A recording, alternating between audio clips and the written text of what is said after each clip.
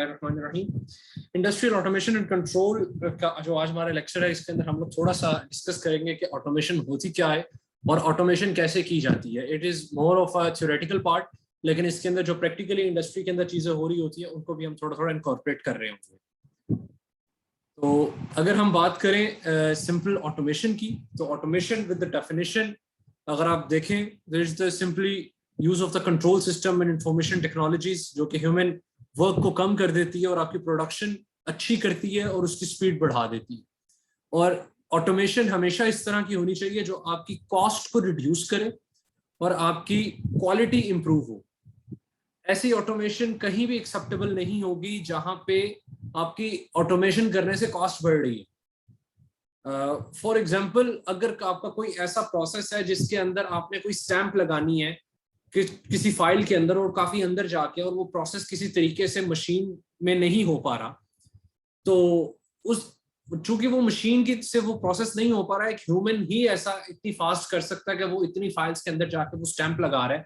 उस प्रोसेस को आप देखते हैं कि ऑटोमेट करने के लिए कितना खर्चा आएगा और उसकी क्वालिटी कैसी होगी।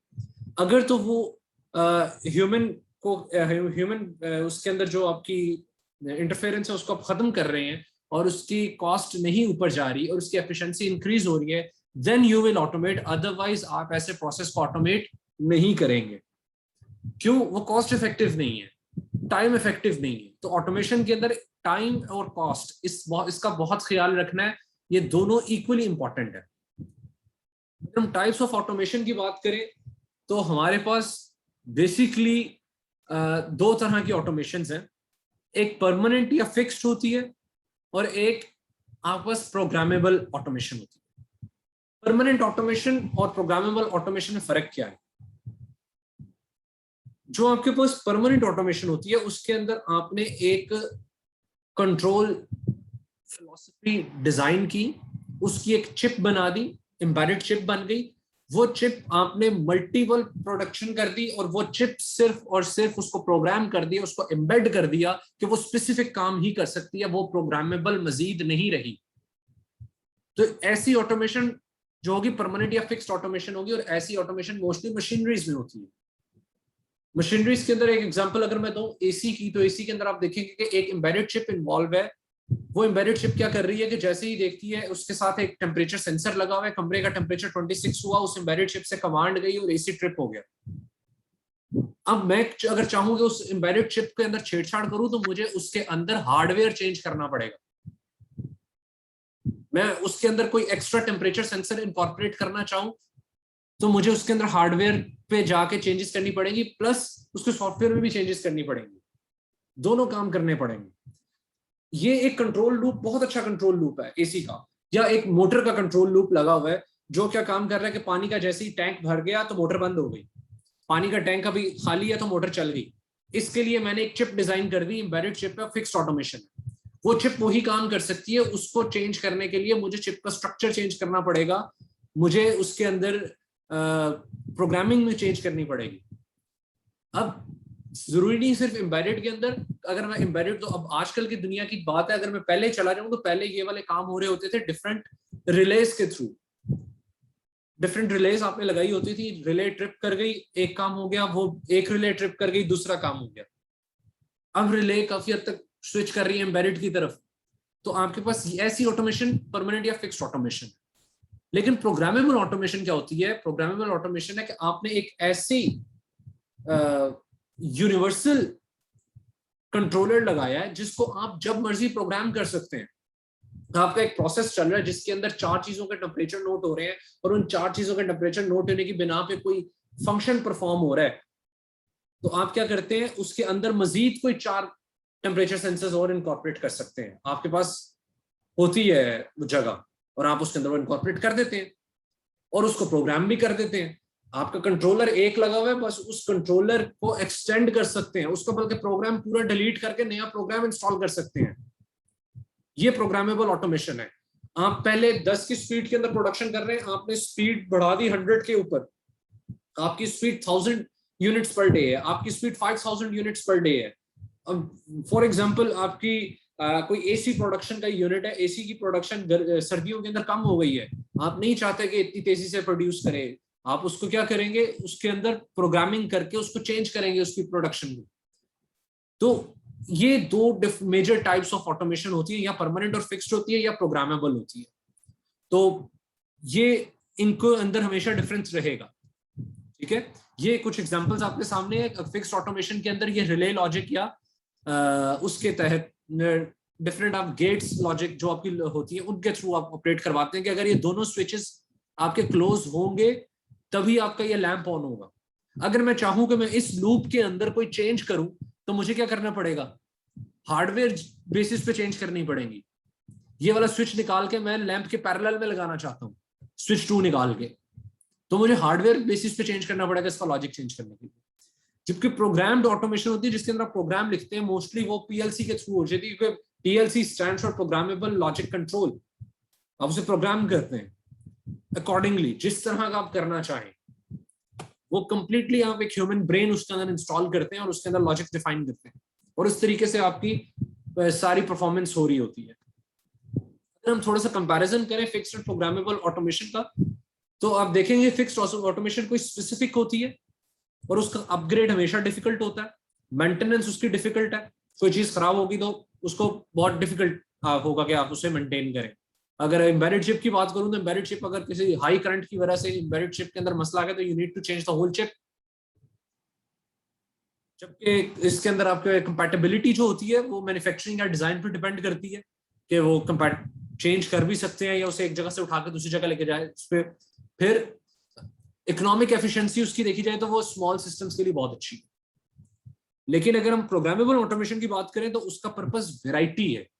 आप एक पीएलसी ले लें, उसमें जैसा आप ऑयल एंड गैस का प्रोग्राम चला, ऑयल एंड गैस इंडस्ट्री उस पर रख दें, आप उसके ऊपर प्रोसेस इंडस्ट्री रख दें, आप उसके ऊपर फूड इंडस्ट्री रख दें, आप उसके ऊपर टेक्सटाइल कर दें, जिस तरह की इंडस्ट्री एक ही पीएलसी है उसको आपने अपने प्रोसेस के मुताबिक प्रोग्राम करना है। सिर्फ प्रोग्रामिंग बेस के ऊपर उसमें चेंज है, और उसकी अपग्रेडेशन बहुत इजी होती है, मेंटेनेंस बहुत इजी होती है। पावर सप्लाई का मसला है, पावर सप्लाई चेंज कर दी।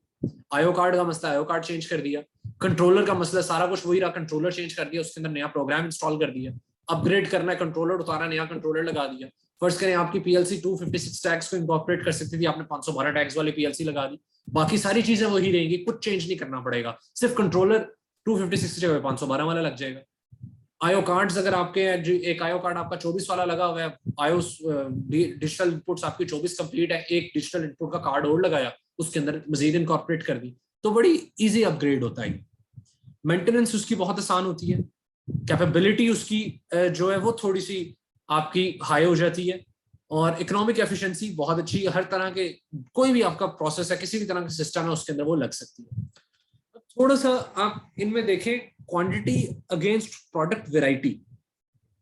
प्रोडक्ट वैरायटी अगर आपकी ज्यादा है तो आप हमेशा प्रोग्रामेबल ऑटोमेशन पे जाते हैं, और कभी आपने किसी चीज की क्वांटिटी बढ़ानी है और आपने वैरायटी नहीं देनी तो आप फिक्स्ड ऑटोमेशन पे जाते हैं, और इनके दरमियान में फ्लेक्सिबल ऑटोमेशन आती है। मोस्टली इंडस्ट्रीज फ्लेक्सिबल ऑटोमेशन पे चल रही होती है, उनकी मशीन्स एम्बेडेड कंट्रोल्ड होती हैं, जबकि उनका प्रोसेस पीएलसी कंट्रोल्ड होता है। इस बात को हमेशा याद रखिएगा। मोस्टली इंडस्ट्रीज के अंदर machines are embedded controlled, latest machinery, पुरानी मशीनरी अभी भी पीएलसी कंट्रोल्ड आ रही होती है, लेटेस्ट मशीनरी एम्बेडेड कंट्रोल होती है, but there whole process is mostly PLC control. Automation करनी कैसे, जैसा कि मैंने आप लोगों को एक प्रॉब्लम स्टेटमेंट दी थी और आप लोग उस प्रॉब्लम स्टेटमेंट के अंदर हवाई तुक्के लगा रहे थे। अब थोड़ा सा हम पढ़ेंगे कि उसको ऑटोमेशन कैसे परफॉर्म करनी थी। उसकी ऑटोमेशन ऐसी नहीं कि आपने बस भी जाके परफॉर्म कर दी डायरेक्टली स्ट्रेट अवे। इसके कुछ रूल्स हैं, और बड़ा उसमें मेजर बड़ा फेमस प्रिंसिपल है USA principle, understand, simplify and automate.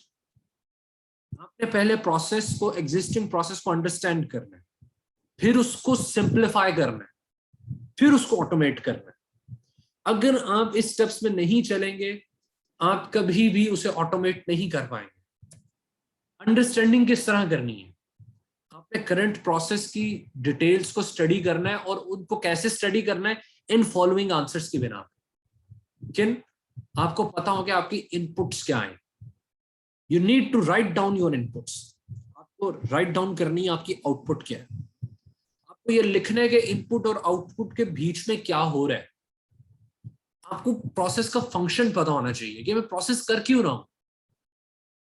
आप जो प्रोडक्ट निकल रही है वो प्रोडक्ट क्या वैल्यू एडिशन कर रही है। अगर वो कोई वैल्यू एडिशन नहीं कर रही तो वो प्रोडक्ट प्रोसेस परफॉर्म क्यों करवा रहे हो। और आपके सीक्वेंस ऑफ ऑपरेशंस क्या है। अगर आप सीक्वेंस ऑफ ऑपरेशन आपके डिस्टॉर्टेड होंगे तो आप कभी भी उसे ऑटोमेट नहीं कर पाएंगे। कोई भी चीज ऑटोमेटिक प्रोसेस, आपने कोई खाना भी पकाना है तो आप पहले चूल्हा जलाएंगे, या चाय भी बनानी पहले चूल्हा जलाएंगे, फिर उसमें पानी पत्ती दूध डालेंगे, वो खास टेम्परेचर पे जाएगा। ऐसा तो नहीं होगा कि आप सारा कुछ डाल के रख दिया और चूल्हा जलाया ही नहीं। चूल्हा जलाना इज द फर्स्ट प्रोसेस। तो आपने उस सीक्वेंस ऑफ ऑपरेशंस के अंदर जाना है अंडरस्टैंडिंग पॉइंट ऑफ व्यू से। जब आपके इन सारे क्वेश्चंस के आंसर्स मिल जाएं और आप प्रोसेस को अंडरस्टैंड कर दें, कर लें, फिर आप नेक्स्ट स्टेप पे आए, सिंप्लीफाई एंड ऑटोमेट, यानी SA प्रिंसिपल की तरफ आ गए। अब सिंप्लीफाई में क्या करना है, आपने एग्जिस्टिंग प्रोसेस में से आंसर्स निकालने की कोशिश करनी है। किन चीजों के, what is the purpose of each step, her step क्यों परफॉर्म करना है आपको, और फिर देखना है क्या ये स्टेप परफॉर्म करना जरूरी है। अगर नहीं जरूरी तो आप उस प्रोसेस को, उस चीज को खत्म कर दें। कैन इट बी एलिमिनेटेड, कि अगर कोई ऐसा प्रोसेस एग्जिस्टिंग के अंदर हो रहा है जिसकी जरूरत ही नहीं है तो आप उसको क्यों एक्स्ट्रा बर्डन डाल रहे हैं अपने कंट्रोलर, उसको एलिमिनेट करें। Does this step use the most appropriate technology, क्या ये स्टेप अप्रोप्रिएट टेक्नोलॉजी के तहत हो रहा है। ऐसा तो नहीं कि आपने कहीं पे कोई फ्लो मीटर लगाया और उसकी प्रिसीजन आपको बड़ी एक्यूरेट चाहिए और उस आपने आपके लगाए हुए फ्लो मीटर की प्रिसीजन इतनी एक्यूरेट नहीं है, तो why are you using that technology, आप उसे अपग्रेड क्यों नहीं करते। How can the step be simplified, आपने सिंपली ये कि आपने सिंप्लीफाई, मजीद कैसे उन स्टेप्स को सिंप्लीफाई कर सकते हैं। फिर ये देखना है क्या आप कुछ स्टेप्स को कंबाइन करके कोई एक दो स्टेप्स के अंदर कन्वर्ट कर सकते हैं। आपका सीक्वेंस चल रहा है ना, क्या 2-3 सीक्वेंस मर्ज हो सकते हैं, उन्हें मर्ज कर दें और फिर आप उस प्रोसेस को ऑटोमेट करने पे जाएं। जब तक आप इन क्वेश्चन से नहीं गुजरेंगे आप किसी भी प्रोसेस को ऑटोमेट नहीं कर सकते। तो ये USA principle, understand, simplify and automate, is very important in the field of automation. और इसके अंदर इन्हीं क्वेश्चंस के आंसर्स हमेशा लिखने हैं। जब तक आप इन्हें राइट डाउन नहीं करेंगे, आपका कोई एक क्वेश्चन भी अनआंसर्ड है, आप प्रोसेस को ऑटोमेट नहीं कर सकते। ये बात हमेशा याद रखिए। तो आपको जो मैंने एग्जांपल दी थी, ऑब्वियसली आपको ये बातें नहीं पता थी, तो आपने इनके मुताबिक उसे ऑटोमेट करने का नहीं सोचा होगा। तो अब जब आप सोचेंगे तो आप बहुत अच्छा उस पर जा सकते हैं। फिर एक चीज होती है जिसे हम कहते हैं ऑटोमेशन माइग्रेशन स्ट्रेटेजी। कई दफा होता है कोई प्रोसेस मैनुअल होता है, आप उसे ऑटोमेट करते हैं। कई दफा होता है कोई प्रोसेस सेमी ऑटोमेटेड होता है, उसे आप फुली ऑटोमेट करते हैं। कई दफा होता है कई प्रोसेस डिफरेंट डिफरेंट जगहों पे ऑटोमेट है, लेकिन आपने उस सारे को इकट्ठा करना है, उसका DCS बनाना है। तो ये डिफरेंट फेजेस होते हैं। फर्स्ट फेज में आप मैनुअल प्रोडक्शन को किसी एक सिंगल स्टेशन मैनुअल सेल के ऊपर इंडिपेंडेंटली ऑपरेट करवाते हैं। कोई मैनुअल ऑपरेशन हो रहा है, आप उसे इंडिपेंडेंट एक ऑपरेशन को करेंगे। सेकेंड स्टेप में आपने ऑटोमेशन की प्रोडक्शन है वो सिंगल यूनिट्स के अंदर कर देनी है, काफी ज्यादा सिंगल यूनिट्स होंगे। थर्ड प्रोसेस के अंदर वो सारे सिंगल यूनिट इकट्ठे ऑटोमेट होंगे। तो इन ऑटोमेशन माइग्रेशन स्ट्रेटजीज आपकी होती हैं, ये मोस्टली आप इनको फॉलो करते हैं। ये हमारा पिछला जितना भी हमने पार्ट पढ़ा, ये more of a theoretical part था। आगे फिर एक थोड़ा सा थ्योरेटिकल पार्ट ही आ गया कि आपने अपना प्रोसेस ये देखना है कि वो ओपन लूप प्रोसेस है या close loop process. Open loop और क्लोज लूप के अंदर बहुत सिंपल सा फर्क है। क्लोज लूप प्रोसेस के अंदर हमेशा कोई ना कोई फीडबैक होगी जिसकी बिना पे आप कुछ कंट्रोल कर रहे हैं, और ओपन लूप के अंदर कोई भी फीडबैक नहीं होगी। इधर एग्जांपल से आपके सामने है कि आपने इस्त्री गर्म करनी है, इस्त्री ने चूंकि क्लोथ्स बेसिकली प्रेस करने हैं, तो एक उसके अंदर कोई फीडबैक नहीं है। एक टाइमर लगा हुआ है, वो टाइमर हीट अप करता है, कपड़ों को इस्त्री करते हैं, दैट्स इट। आपने कोई फीडबैक नहीं लगाई हुई कि इतनी हीट हो जाए तो ये बंद हो जाए। आपने वो नहीं लगाया, बल्कि आपने टाइमर लगाया। टाइमर क्या करता है, 5 सेकंड तक इस्त्री को गर्म करता है, 5 सेकंड बाद खुद ही बंद हो जाता है, वो इस्त्री गर्म रहती है। फिर 10 सेकंड बाद ऑन होता है या 5 सेकंड बाद ऑन होता है। टाइमर के थ्रू कंट्रोल कर रहे हैं, ये एक फीड फॉरवर्ड लूप है, सिंपल। ठीक है। अगर मैं क्लोज लूप में आऊं, आपने एक स्पीड कंट्रोल करनी है DC मोटर की। ठीक है, एक कंट्रोलर लगा हुआ है, आपके पास DC मोटर लगी हुई है। DC मोटर की रोटेटिंग शाफ्ट पे आपने एक टैकोमीटर लगा दिया। टैकोमीटर होता है जो उसकी RPM नोट कर रहा है। वो RPM आप बैक पे आके फीड करवा रहे हैं। वो फीडबैक लूप बताता है कि जी वो 10 RPM पे घूम रही है, गेन देखें, सबसे पहले एरर कैलकुलेट होगा, एरर ये कैलकुलेट होगा जी 10 आरपीएम पे घूम रही है, डिजायर्ड आपकी कोई 20 आरपीएम थी, जो डिजायर्ड स्पीड पीछे से आ रही है, वो आपने कहा था कि उसे 20 पे जाना है, गेन डिफाइन होगा, गेन कहेगा जी ठीक है इसको 10 के ऊपर मजीद इंक्रीमेंट करो, मजीद इंक्रीमेंट होगा, ओप एम्प लूप होगा, डीसी मोटर को बेसिकली वीएफडी के अंदर ये परफॉर्मेंस हो रही होती है, वेरिएबल फ्रीक्वेंसी ड्राइव अगर आपने देखी, वो मोटर की स्पीड को और बढ़ा देगी।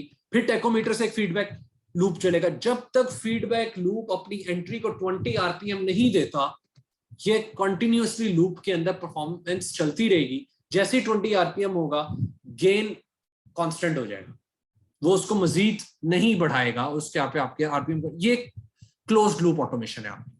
तो ओपन लूप और क्लोज्ड लूप के अंदर सिंपल फर्क यही होता है कि आपकी ऑटोमेशन ओपन लूप है या क्लोज्ड लूप है। फिर कुछ एग्जांपल्स, एक आपने बंदा रखा हुआ है जो ये ऊपर टेम्परेचर गेज देख रहा है, और जैसे ही देखता है कि टेम्परेचर कम होने लगा है, वो गैस का फ्लो बढ़ा देता है, गैस बढ़ती है तो आपके अंदर हीटिंग ज्यादा होती है, टेम्परेचर गेज ऊपर जाती है। अभी जो बंदा इधर है जो कि लगातार गेज पे नजर रख रहा है और वैल्व को कंट्रोल कर रहा है, ये वाला काम आप किसी भी कंट्रोलर से करवा सकते हैं। That might be an embedded controller, that might be PLC, कुछ भी हो सकता है। और करना क्या है, आपने वैल्व को कंट्रोल करना है और टेम्परेचर को सेंस करना है। एक चीज सेंस है जो कि अब यहाँ पे आपने इनपुट और आउटपुट डिफाइन करनी है। इसी तरह नीचे एक रोबोट है जो कि कोई गिटार बजा रहा है, उसे कोई फ्रीक्वेंसीज अलॉट होगी, तुमने इस तरह की ट्यून बजानी है। या एक रोबोटिक आर्म है जिसने एग को पकड़ा हुआ है, ऑब्वियसली एग एक ऐसी चीज है कि उसको थोड़ा सा मिस हैंडल करो तो टूट भी सकता है, तो उसको किस तरह से हैंडल करना है। तो ये कंट्रोल लूप्स होते हैं जो कि आपने देखने, ये कंट्रोल सिस्टम की वो डेली लाइफ एग्जांपल्स चल रही होती है। ऑटोमेशन एंड कंट्रोल की अगर बात की जाए तो इनमें डिफरेंस क्या है। ऑटोमेशन किसी भी चीज को ऑटोमेट करना है, और ऑटोमेट हमेशा किसी प्रिंसिपल्स के तहत होती है, और वो जो प्रिंसिपल्स होते हैं वो कंट्रोल सिस्टम हमें देता है। कंट्रोल सिस्टम में बताता है इस चीज को कैसे कंट्रोल करना है, और ऑटोमेशन एक्चुअली परफॉर्म हो रही होती है। ये control engineering implement control theory to engineering problems, और इंजीनियरिंग प्रॉब्लम्स बेसिकली लाइफ के अंदर डेली लाइफ होती हैं आपकी, वो मैथमेटिकल मॉडलिंग आप उसमें करते हैं, आप इम्प्लीमेंटेशन ऑफ द कंट्रोलर करते हैं, ये सब कुछ कंट्रोल सिस्टम्स में आ रहा होता है। और फिर यूजुअली आप जितनी भी प्री डिफाइंड टास्क है उन्हें परफॉर्म करवाते हैं। ऑटोमेशन जो है वो क्रिएशन ऑफ मशीनरी है जो कि कंट्रोल्ड होती है, और ऑटोमेशन यूजुअली प्रोग्रामिंग के थ्रू होती है जो कि पीएलसीज के थ्रू आप कर रहे होते हैं। अब हम कुछ बात करेंगे ट्रेडिशनली इंडस्ट्रीज के अंदर किस तरह के कंट्रोल्स होते हैं। बात की जाए इंडस्ट्री की, तो इंडस्ट्री के अंदर नॉर्मली इस टाइम पे 3 तरह के कंट्रोल है। एक न्यूमेटिक कंट्रोल होता है, हाइड्रोलिक कंट्रोल होता है, और इलेक्ट्रिकल कंट्रोल होता है। न्यूमेटिक और हाइड्रोलिक ये टाइम के साथ साथ ऑब्सोलीट होते जा रहे हैं, ठीक है। अगर न्यूमेटिक कंट्रोल की मैं आपको एग्जांपल दूं, तो आपने डिफरेंट सर्विस स्टेशंस पे देखा होगा कि एक गैस वाला वाल्व होता है जो कि कंप्रेस्ड एयर होती है, पीछे से कंप्रेसर चल रहा होता है, वो उसको प्रेस करता है तो वो गाड़ी को लिफ्ट कर देता है पिस्टन ऊपर की तरफ। ये न्यूमेटिक कंट्रोल की एग्जांपल है। वहां पे न्यूमेटिक कंट्रोल में हमेशा कंप्रेस्ड एयर यूज हो रही होती है, ठीक है। हाइड्रोलिक कंट्रोल की अगर मैं एग्जांपल दूं, तो आपकी कार की ब्रेक हाइड्रोलिक कंट्रोल है, जहां पे एक हाइड्रोलिक फ्लूइड कोई होता है जो आपके टास्क परफॉर्म कर रहा होता है। और इलेक्ट्रिकल कंट्रोल होता है जहां के अंदर इलेक्ट्रिकल सिग्नल होता है, जिस तरह के लेटेस्ट कार्स की जो ब्रेक्स हैं, इलेक्ट्रिकल ब्रेक्स होती हैं, वो इलेक्ट्रिकल सिग्नल से ब्रेक ऑपरेट होती है। वहां पे न्यूमेटिक सिग्नल से या हाइड्रोलिक सिग्नल से ब्रेक ऑपरेट नहीं होती, ठीक है। तो ये मैंने बड़ी बेसिक एग्जांपल दी है आपको जो कि होती है। इनपुट एलिमेंट्स अगर हम इलेक्ट्रिकल कंट्रोल में आए, अब न्यूमेटिक और हाइड्रोलिक कंट्रोल क्यों वक्त के साथ साथ ऑब्सोलीट होते जा रहे हैं, क्योंकि हमारे पास इस तरह के एलिमेंट्स नहीं है। हमारे अगर इनपुट एलिमेंट्स की बात की जाए, स्विचेस हो गए, sensors, transducers, valve, electronic component, सारे ये सब इलेक्ट्रिकल हैं। ये न्यूमेटिक या हाइड्रोलिक किसी टाइम पे थे, बट उनकी कॉस्ट ज्यादा है, उनके अंदर कोरियन इफेक्ट्स आ जाते हैं, उनके अंदर एरर्स आ जाते हैं, उनके अंदर कैलिब्रेशंस के मसले आ जाते हैं। तो ये सारी चीजें इलेक्ट्रिकल ने सिंपलीफाई कर दी। तो इस वजह से इंडस्ट्रियल कंट्रोल न्यूमेटिक और हाइड्रोलिक से इलेक्ट्रिकल की तरफ शिफ्ट हो रहा है। न्यूमेटिक कंट्रोल की अगर हम इधर देखें, तो न्यूमेटिक कंट्रोल को क्या चाहिए, एक कंप्रेस्ड एयर सप्लाई चाहिए, कंट्रोल वाल्व चाहिए जिसके थ्रू आप एयर कंट्रोल कर रहे होंगे, कनेक्टिंग ट्यूब्स चाहिए जिनके थ्रू एयर जा रही होगी, ट्रांसड्यूसर चाहिए। ट्रांसड्यूसर क्या करता है, कंप्रेस्ड एयर को रिक्वायर्ड सिग्नल में चेंज करता है, जो भी सिग्नल आपने परफॉर्म करवाना है। तो यहाँ पे एक मोटर कंट्रोल लूप आपके पास लगा हुआ है और इस तरीके से आपका न्यूमेटिक कंट्रोल परफॉर्म हो रहा होता है। अभी फूड इंडस्ट्री के अंदर, पेट्रोकेमिकल में, रोबोटिक्स के अंदर थोड़ा बहुत यूज होता है, but it's getting obsolete with the time.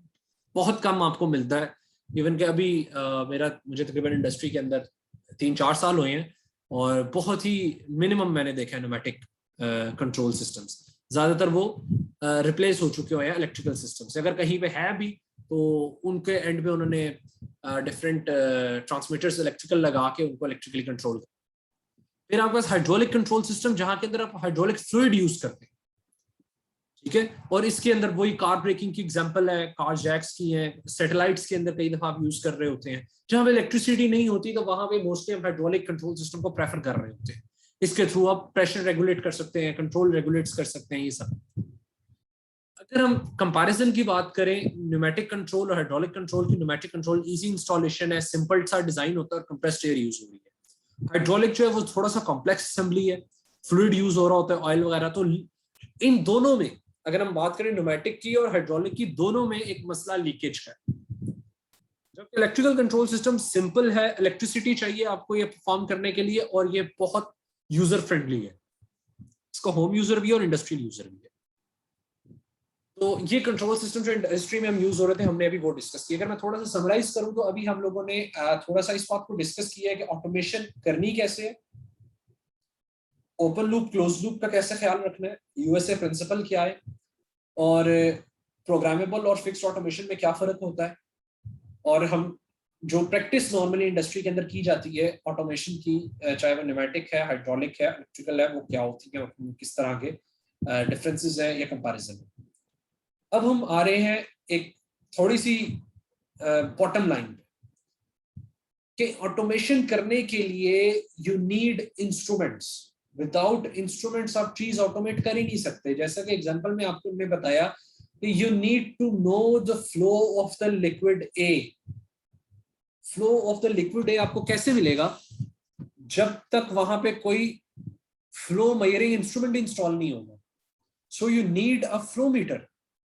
Instrument usually क्या करता है? इंस्ट्रूमेंट सेंस कर रहा होता है। एक तो आप वहां पे फ्लो सेंसर लगा दें, फ्लो सेंसर बता देगा जी भाई फ्लो जा रहा है, वो सिर्फ ये बताएगा, ये नहीं बताएगा कितना जा रहा है या कौन सा फ्लो जा रहा है। तो आपने डिटेक्ट एंड मेजर भी करना है कि आपने फ्लो जा रहा है, आपने सेंस कर लिया। कई जगहों पे आपने सिर्फ सेंसर लगाना है, कई जगहों पे प्रॉक्सिमिटी सेंसर लगा हुआ है जो सिर्फ ये बता रहा है कि यहाँ पे कोई चीज आई थी या नहीं आई थी, ठीक है। इस पोजीशन के लिए बेसिकली यूज कर रहे होते हैं। या कहीं पे आप यूज कर रहे हैं टेम्परेचर सेंसर यूज कर रहे हैं, तो वो सिर्फ सेंस कर रहा है। तो इस तरीके से कई जगह पे सेंसर यूज करते हैं। बट यहाँ पे आपने कहा कि आपको फ्लो चाहिए। अगर फ्लो चाहिए तो आपका इंस्ट्रूमेंट ऐसा होना चाहिए जो सेंस भी करे, डिटेक्ट भी करे और मेजर भी करे फ्लो कितना है। कई दफा आपको होता है कि आपको पिछले टाइम का फ्लो भी चाहिए, so you need a record as well. तो आपको ऐसा इंस्ट्रूमेंट चाहिए जो कि डाटा रिकॉर्ड भी कर रहा है।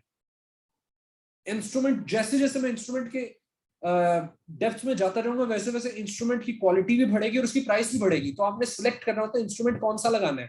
Either you need a flow sensor, you need a flow detector, you need a flow sensor with measurements, और you need a flow sensor that can record the data. Flow meter है जो major करेगा और record भी करेगा।